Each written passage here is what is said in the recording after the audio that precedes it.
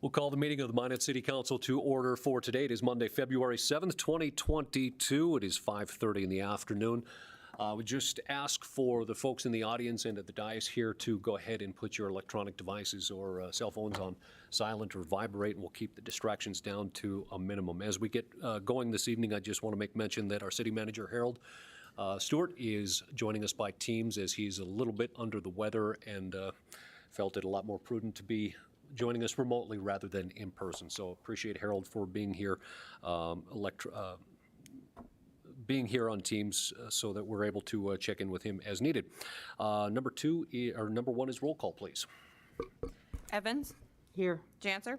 Here. Olson. Here. Pittner. Here. Pajagula. Here. Ross. Here. Sitma. Here. Number two is Pledge of Allegiance.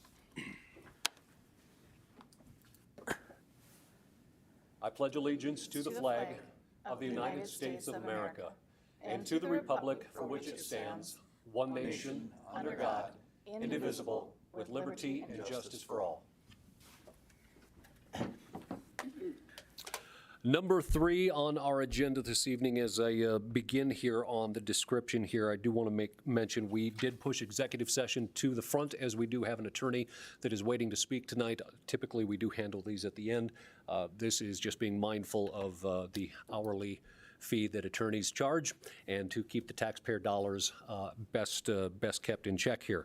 So the next item on our agenda is the executive session for the following legal matters. The City of Minot versus DNS Rentals 2 LLC, eminent domain, case number 5121 CV 1153. The legal authority for closing this portion of the meeting in North Dakota Century Code is 4404-19.19 and 4404-19.2.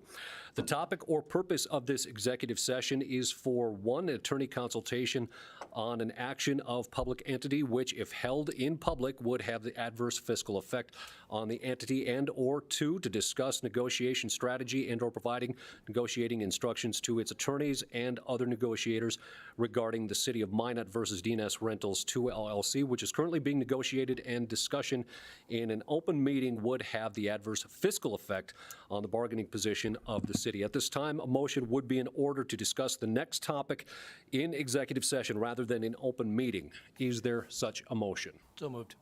Motion by Alderman Pittner, second. Is there a second? Second. Second by Alderwoman Olson. Any discussion on the motion? Any discussion? Final call for discussion. Please call the roll. Pittner. Yes. Pajagula. Yes. Ross. Yes. Sitma. Yes. Evans. Yes. Janser. Yes. Olson. Yes. Motion is approved. The executive session will be recorded, and all members of the governing body are reminded to limit their discussion during the executive session to the announced topic.